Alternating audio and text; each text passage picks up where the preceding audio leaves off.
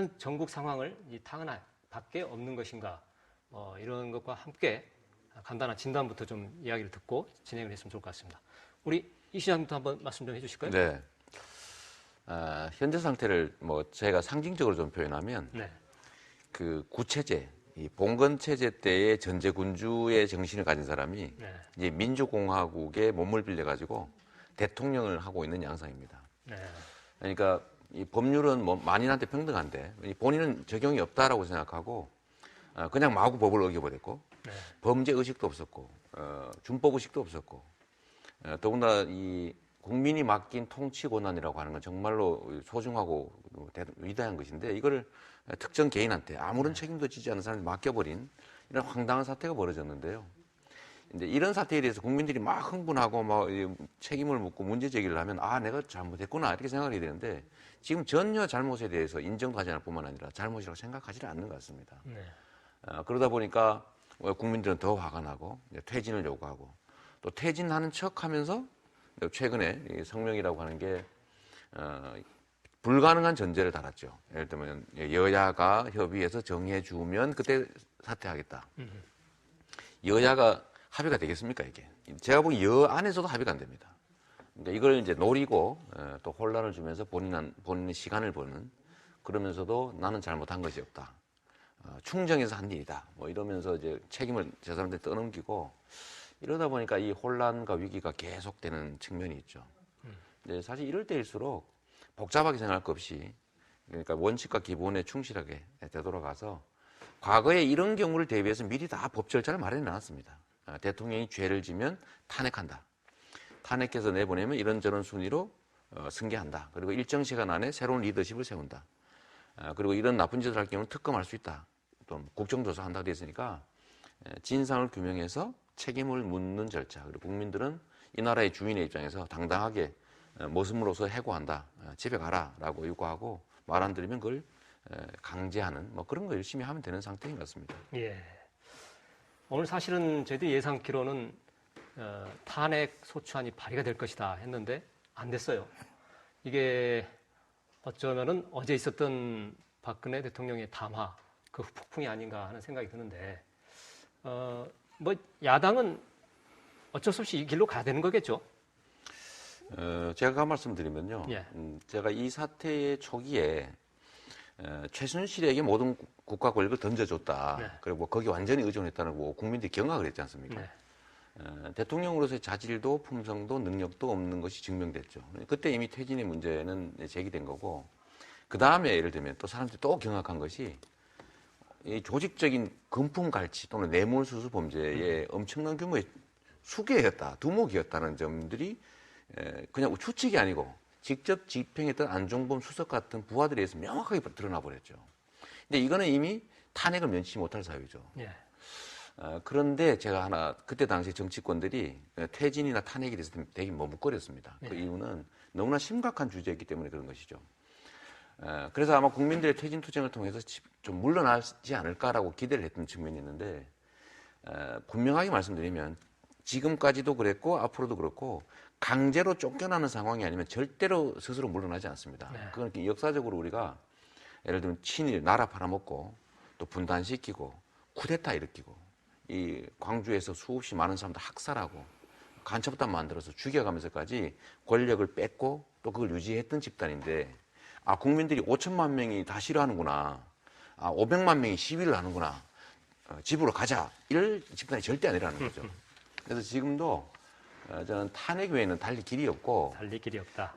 그건 또 국민이 헌법과 법률에 의해서 국회에 맡긴 책무이기도 하고 권능이기도 합니다. 네. 이걸 가만두면 아까 오 교수님 말씀처럼 결국 권력과 대중이 길거리에서 마주쳐서 엄청난 유혈 사태나 이런 정말 긴급 상황이 발생할 수가 있는데 그걸 막기 위해서라도 이미 예정된 법률 절차에 따라서 탄핵을 밀어붙여야 되고 혹여라도 박근혜 대통령 입장에서는 이걸 혼선을 일으켜가지고 조금이라도 시간을 끌고 다시 권토중래할 시간을 벌여야 되지 않습니까? 그러니까 이거를 하기 위해서 일부러 또 혼선을 주기 위해서 던졌고 그게 약간의 영향을 미쳐서 사실 탄핵 발의도 지금 혼란을 겪고 있는 거죠. 네. 그러니까 저는 이게 하루 이틀 늦어지는가 아니면 또는 약간의 혼선을 겪는가와는 상관없이 그건 미풍이니까 예. 그냥 원래대로 정해진 길대로 그냥 뚜벅뚜벅 탄핵 발의하고 표결하고 그렇게 가는 게 맞다고 생각합니다. 예. 작은 미풍이 흔들리지 않았으면 좋겠어요. 예.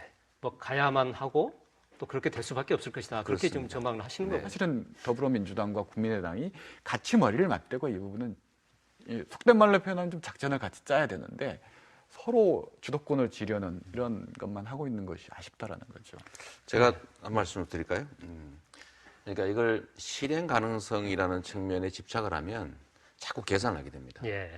정치에서 좀 중요한 덕목이 계산보다 판단을 해야 된다. 그 정해진 길이면 당위에 따라서 간다. 이게 정말 중요한데요. 네. 지금 당연히 새누리당은 이 탄핵 안 하고 싶습니다. 뭐 당연하지 않겠어요. 뭐 비박이든 친박이든 안 하고 넘어가고 싶지요. 그런데 왜 해야 되느냐면 만약에 이거를 거부하면 국민들의 이 저항의 쓰나미에 쓸려 나갈 가능성이 있기 때문에 사실은 살아남기 위해서 찬성하는 측면이 있는 거예요. 그럼 국민들의 압력이 높아지면은 찬성할 거고 국민들의 압력이 낮아지면 찬성 안 할 텐데 예. 지금 잠깐의 혼선이 온 겁니다. 그러니까 대통령이 사퇴하는 듯한 태도를 취하니까 그럼 좀 기다려보자. 우리 협의해서 자진 사퇴하는 쪽으로 빨리 할 수 있으니까 한번 그쪽으로 가보자고 하니까 잠깐 주춤한 거예요. 예. 근데 분명한 거는 탄핵 가능성이 있냐 없냐 말고 네. 그냥 해야 되는 일이니까 하면 됩니다. 네. 그래서 만약에 가정을 해서 가결되면 되는 거고 최선의 결과니까요.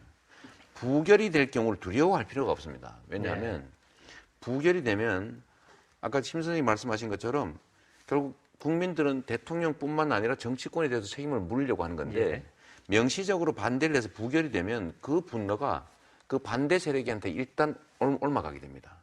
그러면 그 민심의 쓰나미를 과연 견딜 수 있겠느냐. 네. 이 탄핵을 반대했다는 집단들이. 그러니까 저는 그런 측면에서 일단 밀어붙이면 반대하지 못할 거라고 보고요. 네.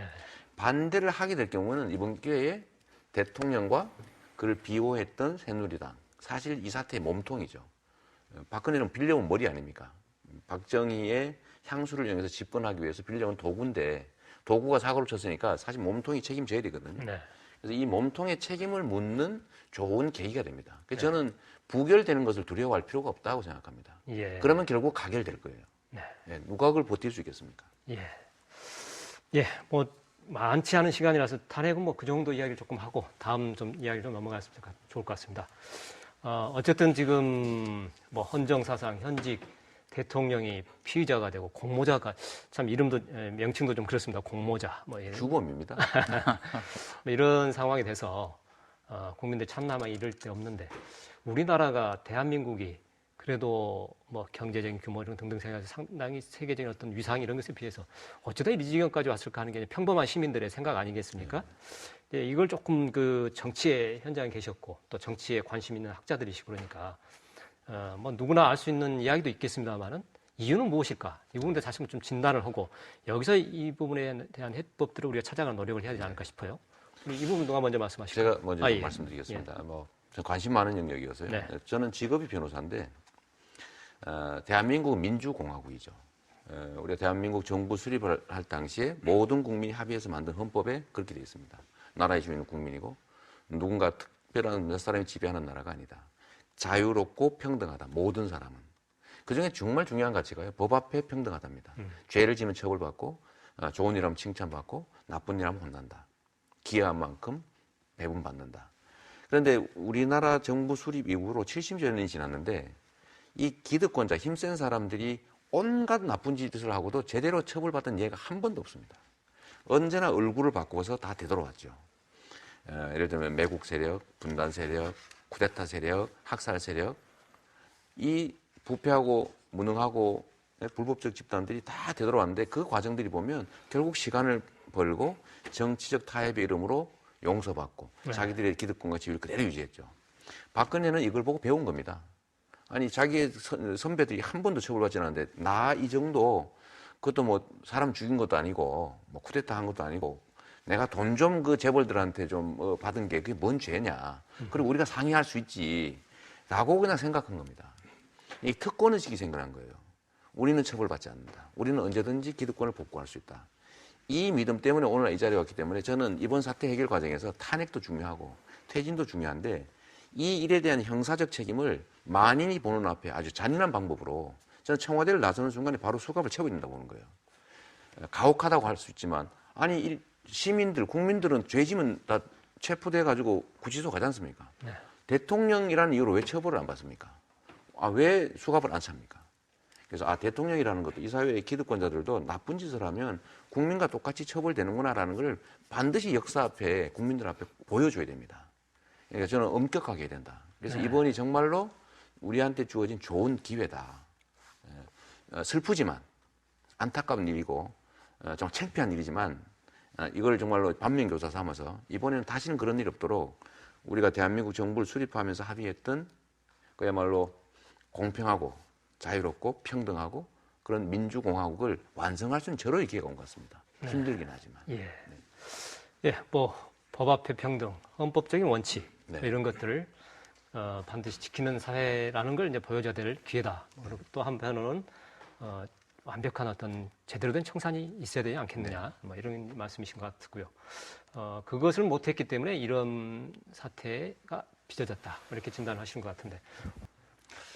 사회 시스템이 잘 갖춰져 있어도 예를 들면 제재, 예를 들어 어떤 행위를 하면 제재한다.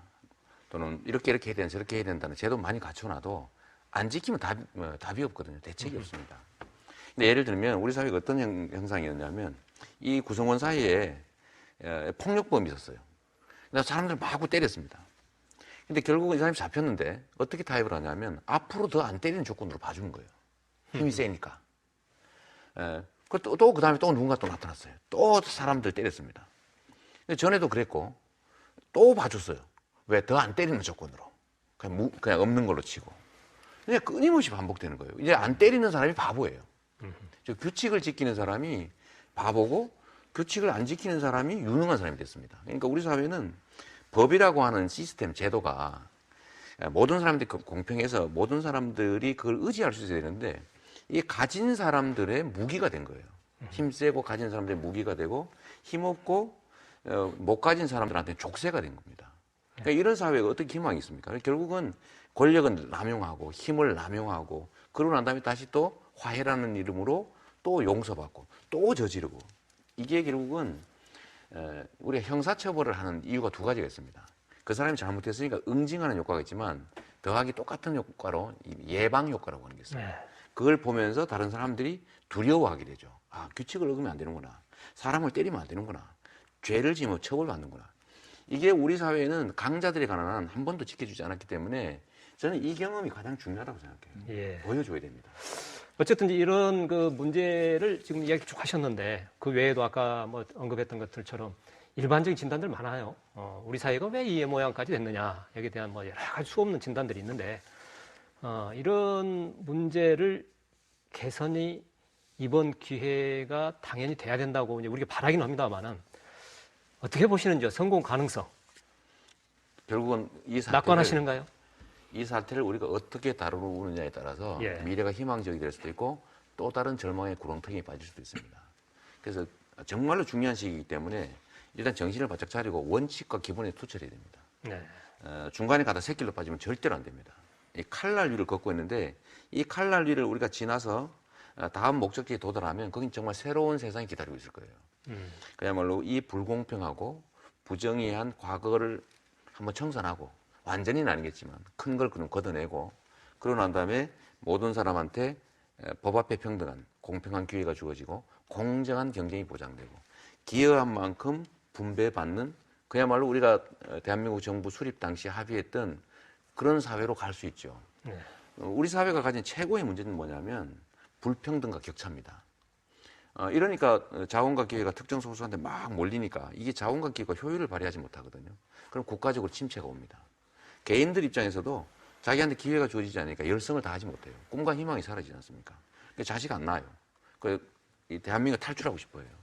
그러니까 개인들도 절망하고 국가도 침체하는데 이 모든 영역의 이 불공정과 불평등이 문제입니다. 예를 들면 대기업들이 현재 있는 법만 잘 지켜도 예를 들면 52시간 이상 일시키지 말라 처벌한다고 되어 있는데 52시간 일하는 사람들이 무려 360만 명이 넘습니다.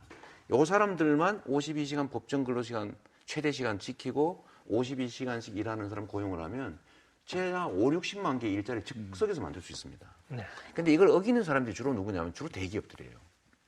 그러니까 이 대기업 이 총수들의 실질적 사주를 왜 초과 근로시키느냐, 법에 어긋나게 52시간 이상 시킨 거 형사처벌한다고 실질 처벌해 보십시오. 순식간에 50만 개 일자리가 생겨납니다. 그럼 많은 사람이 살 수 있죠. 최저임금 안 지키는 사람이 240만 명입니다. 그러니까 이런 단가 우려치고 중소기업들 뭐 기술 탈취하고 이렇게 하고 대기업들 내부 거래하고 정치권에 압력 가해가지고 세금 깎은 다음에 그거를 무려 550조, 막 750조씩 창고에 쌓아놓고 투자할 데가 없어가지고 자기들도 못 살고 있잖아요. 그러니까 이런 비정상만 정상적으로 만들어도 새로운 뭐 질서를 만들 게 아니고 우리가 이미 약속하고 합의했던 규칙만 잘 지켜도 저는 전혀 새로운 세상이 열릴 수 있다고 보거든요. 예. 이번이 그럴 기회입니다. 예. 뭐 하기 나름이라는 결론은 또 말씀하신 것 같아요. 뭐 낙관을 뭐 하시기는 우리가 어떻게 하느냐에 달렸다 이렇게 말씀하신 것 같고. 저는 사실은 비관적 요소가 좀 많이 미안한데요. 아, 그래요.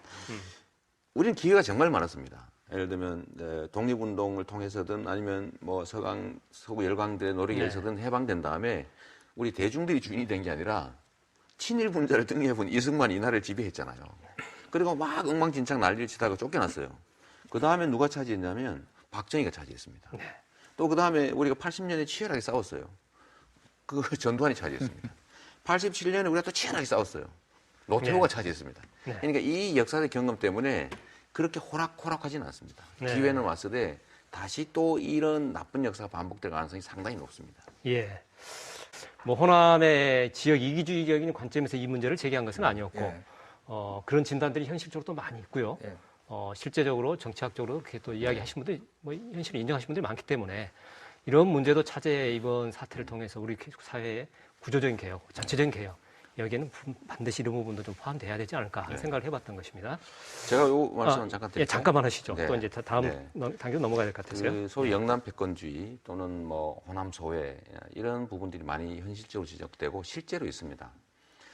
그런데 우리가 이걸 정말로 중요하게 생각해야 될 것이 원래 부당하게 기득권을 유지하는 소수의 지배 세력들은 다수의 사람들을 어떤 식으로 지배해 왔냐면 분열시키고 차별하면서 지배해 왔거든요. 그러니까 이게 그 지역 간 차별, 계층 간 차별, 그 격차 이런 것들이 실제로는 지배 체제의 일부였던 겁니다. 이 비민주적이고 독재적인 지배 체제의 일부였기 때문에 지역 간 균형 발전 또는 격차 해소, 불공평 해소라고 하는 게 모든 영역에서 정말로 중요한 가치입니다. 그러니까 우리가 앞으로 가야 될 길 중에 하나가 지역 간 격차를 해소하는 거죠. 경제적으로든 권력적으로든 모든 면에서. 그게 저는 뭐 정치인들이 어디서 많이 나왔냐 이거는 뭐 또 중요한 현실적인 문제이기도 하지만 그 뿌리는 결국은 지역 간 차별과 불평등에서 나왔다고 봅니다. 그걸 해소하는 게 첫 길인 것 같아요. 네. 이 시점에서 개헌 필요하다고 보시는지 우리 오 교수님은 어떠신가요? 뭐 제 의견보다는 많은 시청자분께서 이재명 시장의 개헌 입장에 그래도 대해서 궁금하신 분이 많은 것 같아서 먼저 좀 발언하시도록. 그럴까요? 네. 뭐 하고 바로 이어서 짧게 하시죠. 네. 예. 저는 대한민국의 5년 단임제라고 하는 게 87년에 만들어서 무려 30년을 이어왔기 때문에 거기서 생기는 단점들이 분명히 많이 있습니다. 특히 단임제가 가진 제일 큰 문제는 결과를 책임지지 않는다는 겁니다.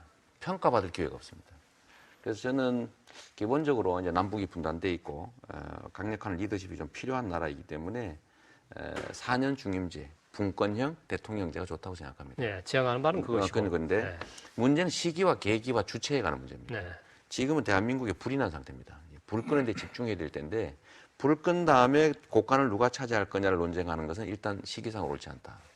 두 번째는 이 현재 개헌 논의 자체가 국민들로부터 나온 게 아니라 정치 기득권자들이 살아남기 위해서 새누리당의 비박계, 뭐 바깥에 누구게 합쳐가지고 의원 내각제니 뭐 이런 권력을 누가 가질 것이냐를 가지고 이 기득권자들이 귀환하는 수단으로 쓰여지고 있다는 거죠. 그 계기라는 측면에서 또 옳지 않고 주체가 국민이 아니라 기득권자들의 자기 이익을 지키기 위한 논의로 시작됐기 때문에 그 측면에서도 옳지 않다.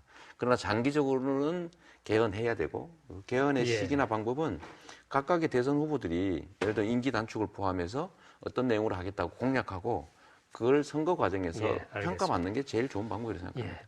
일단은 뭐 시점에 대해서는 아니다, 지금은 아닌 것 같다는 말씀 주로 하시는 것 같고. 문제의 본질을 우리가 희석시키지 마라 이거죠. 알겠습니다. 노무현 대통령 때도 개헌한다고 했다가 장기적인 얘기로 다 가는 것이 제가 이거 정치권이 간단하게 잘못된 10초만 얘기할 텐데요. 아, 자, 그러세요? 시간이 일단은 지금, 예. 시기 문제가 정말로 중요한데 저는 개헌하지 말자는 거 아니에요. 예. 시기도 노무현 대통령 때부터 아니, 있었어요. 잠깐만 그 기다려보십시오. 얘기가. 최순실 예. 사태 벌어지기 전에 대통령이 제안한 게 뭔지를 생각해 봐야 됩니다. 개헌 얘기였어요. 알겠습니다. 두 그러면 번째는 이제 부정적이시고. 이번에 마지막 세 번째 성명에 임기 단축을 포함한이라는 얘기를 넣은 이유가 바로 개헌 얘기로 예. 그 녹음기게 의도 한 거다. 때문에 네, 지금 그렇습니다. 타이밍은 아니다. 네, 타이밍상 어쨌든 지금 뭐 저희들이 결론을 내리는 것은 아니고 시청자들이 이제 판단을 하시고 그러면 될 것 같습니다만은 좀 다양한 서로 다른 의견들이 지금 네. 나왔습니다.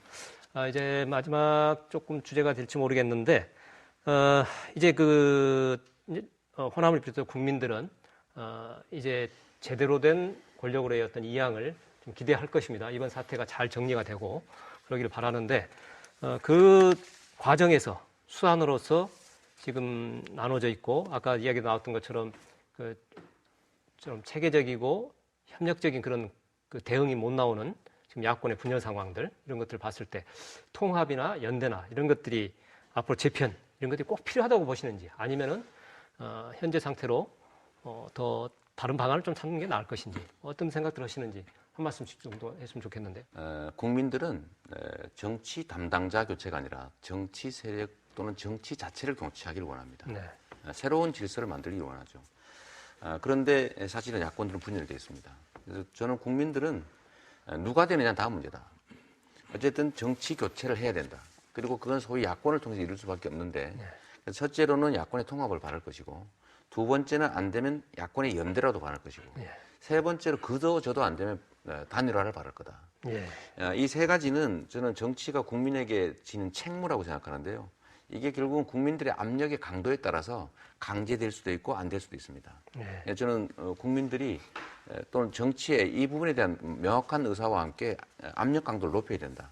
이번에 박근혜 퇴진 투쟁도 하지만 정치 기득권자들에 대한 몸통에 대한 책임도 묻고 나아가서는 야권에 대해서도 지금 이 사태에 이르게 된 데서 야권의 책임이 전혀 없다고 할 수 없기 때문에 그 책임을 묻는 하나의 방편으로 최소한의 야권 연대, 후보 단일화 최상으로는 좀 차이가 있더라도 큰 차이가 없으니까 통합을 해 나가도록 강요해야 되고 결국 그렇게 되는 게 제일 바람직하다 이렇게 생각합니다.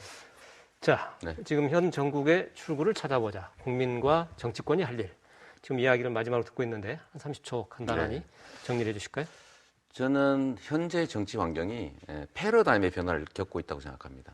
과거에는 정치 기득권자들이 모범답안 몇 개 만들어서 대중들이 전혀 마음에 들지 않는 것 선택을 강요했거든요. 그런데 요즘은 이제 네트워크를 통해서 대중들이 자기 주장을 조직하고 정치에 강요할 수 있는 시대가 됐습니다. 그게 나타난 극적인 형태가 영국의 브렉시트라든지 이번 미국 대선 결과죠. 사실 이번 총선에서도 보면 일부 언론들 중심으로 국민들을 상대로 엄청난 여론 조작을 시도했지만 실제로 실패했죠. 그건 국민들이 이미 소통망들을 너무 많이 갖고 있기 때문에 그렇습니다. 이 민도도 높고 집단 지성도 상당히 높죠. 저는 우리 국민들이 자신감을 좀 가질 필요가 있다고 생각합니다. 정치의 종속적 존재가 아니라 이제는 국민들이 자기 주장을 횡적으로 묶어서 정치에 강요할 수 있는 시대가 왔고 실제로 서구 선진국에서 그 일이 벌어지고 있기 때문에 이번에도 자신감 가지고 국민의 뜻이 관철될 수 있게 좀 행동해 주시면 좋겠습니다. 예. 네. 시간이 많지 않아서 좀 아쉽습니다. 멀리 오신 분도 있는데 이렇게 밤늦은 시간까지 함께 해주셔서 세 분 고맙습니다. 네, 감사합니다.